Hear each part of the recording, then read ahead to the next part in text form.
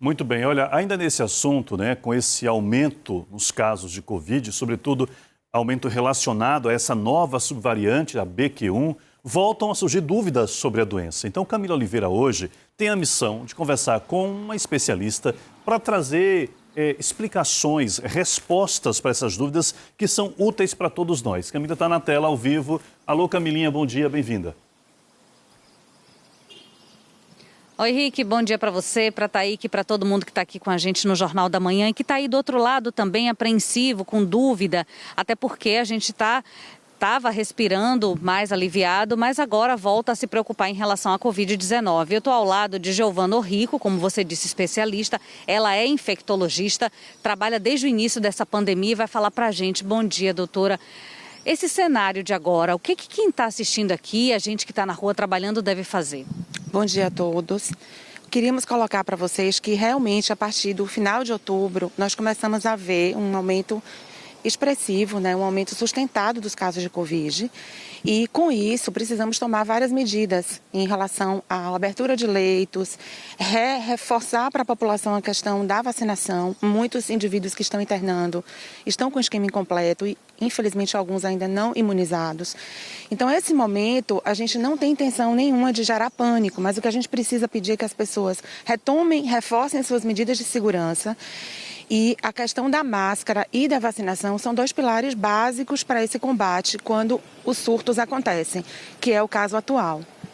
A gente estava aqui conversando antes de entrar no ar, Ricardo e Taí, que a doutora Giovana estava contando que até a própria estrutura montada estava sendo desmobilizada. Já existia a previsão do fechamento do Hospital Espanhol, não é? A equipe já estava sendo desligada, mas agora vocês tiveram que voltar a contratar novamente, montar as equipes para ampliar leitos, porque a demanda cresceu muito. Sim, nós que trabalhamos no Hospital Espanhol sabemos que é uma decisão acertada ter o hospital ainda como retaguarda, exatamente por ser uma doença tão imprevisível, né? E agora temos tido esse empenho de retomar os leitos, de contratar as pessoas que já vinham sendo desligadas por conta do momento epidêmico que estava cessado, vamos dizer assim. A gente estava numa situação muito mais agradável. Então, é natural que a população hoje se sinta voltando para trás. Voltar a usar máscara, ter que reforçar essas medidas é muito chato, mas é necessário. Até para que os órgãos de saúde, consigam se estruturar novamente, os médicos consigam montar suas equipes de UTI, montar suas equipes de hospital, para conseguir receber, eventualmente, os casos mais graves. Rapidamente aqui falando, olha, cerca de 50% das pessoas que estão internando nesse momento com Covid são pessoas que só tomaram até a segunda dose ou nem isso. E 80% não completaram o esquema vacinal com a terceira ou com a quarta. Ou seja, quem está internando nesse momento é quem não tem esse esquema vacinal completo. Então, por isso, é importante. A vacina é eficaz e é o nosso instrumento nesse momento. Sem dúvida, Nós vamos continuar falando isso sempre, em qualquer oportunidade, para a população. As pessoas que têm os seus esquemas incompletos, por favor, retornem aos postos de saúde, façam sua imunização, porque temos essa pretensão de fazer com que a cada imunização a gente tenha uma resposta imunológica mais acentuada e contamos também com vacinas novas que em breve, a gente acredita que estarão no país.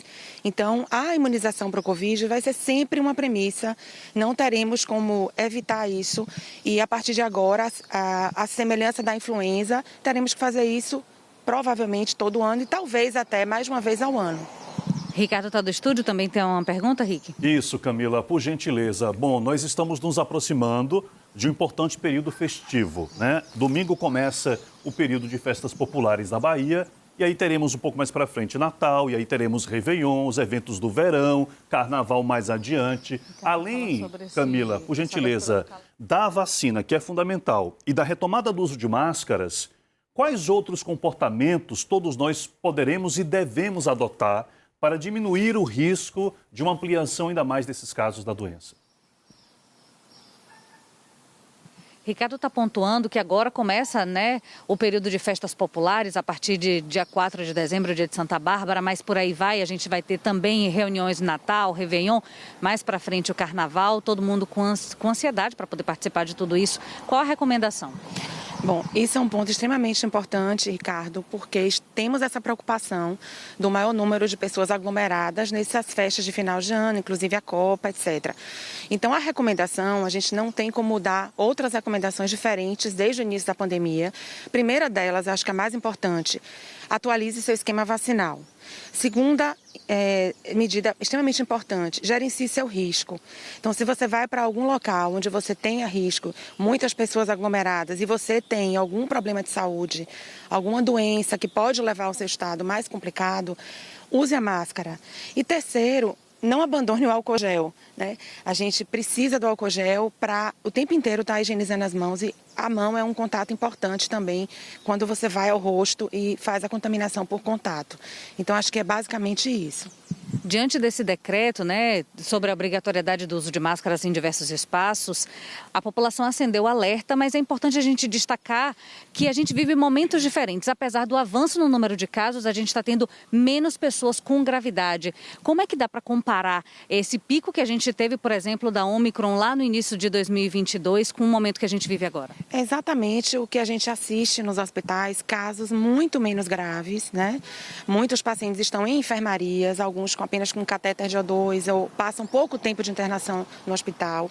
Claro que temos sim casos graves em pacientes jovens, mas isso é uma exceção. Então, quando as pessoas perguntam e dizem, voltamos ao início? Não, não voltamos ao início.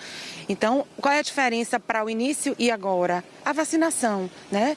Isso não dá para negar. Sem a vacina, não estaríamos nessa situação agora, tendo casos mais leves, muitos ambulatoriais. A população tem se testado muitas vezes com autoteste e nem chega a comunicar ao serviço de saúde, nem chegam a precisar ir para o serviço de saúde. Então, isso, sem dúvida, né, é graças à vacinação. Acho que essa é a principal diferença entre uma onda, que foi a primeira onda, que foi aquela onda catastrófica, para a onda atual. Muito obrigada, então, extremamente clara, direta, está dado o recado, Ricardo e Thaí, que a gente precisa, claro, manter os cuidados. É com vocês. Obrigada, Camila. Agradece aí a doutora Giovana, claríssima na fala, né? A vacina é importante, salva vidas, é segura, é de graça. A gente tem conversado muito com médicos, especialistas, infectologistas, e eles trazem sempre essa informação. A vacina faz parte da nossa vida desde que a gente é recém-nascido, né? Salva vidas e salva negócios também, né? Por isso é tão importante. A gente lembra o setor de eventos mais impactado durante aquele período mais duro da pandemia e por isso é tão fundamental para esse setor e para todos os outros e para as nossas vidas que a vacinação seja efetivamente, o esquema seja efetivamente completo. Completo, isso. Para que, enfim, né, possamos enfrentar mais esse momento aí. Tem vacina hoje, no horário de sempre. Deixa eu trazer essas informações aqui. Quem acompanha o Jornal da Manhã sabe, não pode faltar. E está tudo aqui, g1.com.br/Bahia. QR Code está aparecendo aí na sua tela. Horário de sempre, de 8 da manhã às 4 da tarde. Todas as doses sendo oferecidas aqui na capital. A quinta dose segue para pessoas, né, com baixa imunidade, as imunossuprimidas. E os drives também seguem acontecendo. Aqui você encontra o público que pode se vacinar, a data de retorno entre uma dose e outra, sempre 4 meses de distância. E aqui os locais de vacina, né, os postos. Por exemplo, primeira dose, crianças de 5 a 11 anos e a segunda dose da Pfizer, também para crianças. Em todos esses locais aqui, ó, sendo aplicada hoje. Tem também informação aqui da primeira dose da Coronavac. Crianças a partir de 3 anos podem se vacinar nesses locais. Aqui tem tudo, viu? Tem a dose de reforço, tem a quarta dose também, tudo bem explicadinho. E olha, quero trazer uma novidade. Atenção, atenção, você que é mãe, pai de crianças com alguma comorbidade a partir dos 6 meses...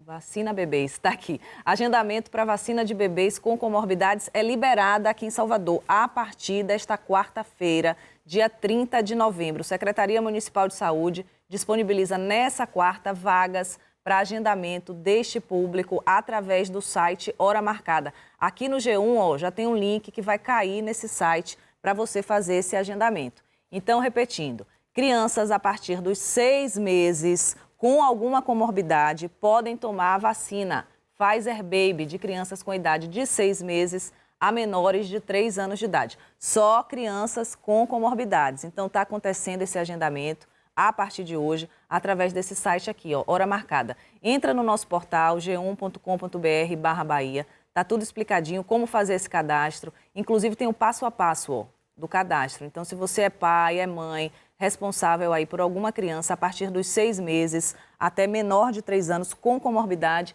pode fazer esse agendamento para se vacinar, se proteger contra, né, os sintomas graves aí da Covid-19. Exatamente, tem vacina para todo mundo e lembrando, próximo sábado tem mais um dia D de imunização aqui na capital. Bora aproveitar e ampliar esse calendário de vacinação, cumprir direitinho, né, para o bem de todos nós.